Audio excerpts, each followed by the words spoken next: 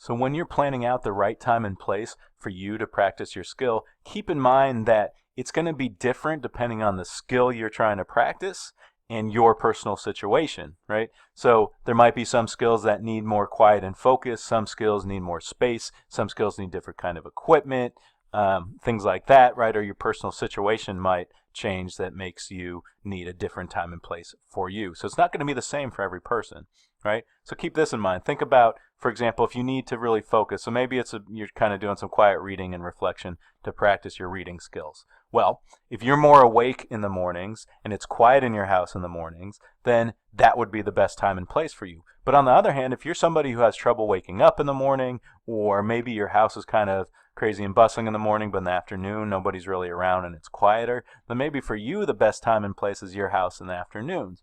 For other people, maybe your house just isn't the best place to do that kind of work at all, because maybe your neighbors are pretty noisy, maybe they got a barking dog, maybe you have, your little baby brother or sister or cousins or someone who make a lot of noise just in general. Maybe your house just isn't the right place ever, right, to do that kind of studying just because of what's going on around you. And then maybe you want to use a library or school or someplace that's more quieter. So your place is going to be different, right?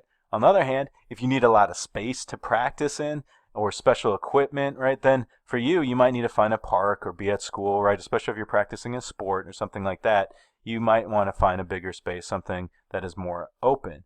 Or maybe it's raining. Maybe it rains a lot where you're at, in which case then the best space would not be out in a big open area. Maybe you can find a covered space that still is a little bit open, like a gym or something, where you can practice these skills, right? So again, time and place really depends on your situation, who you are, what your skills that you're working on are, and so you need to consider that when you're making your choices.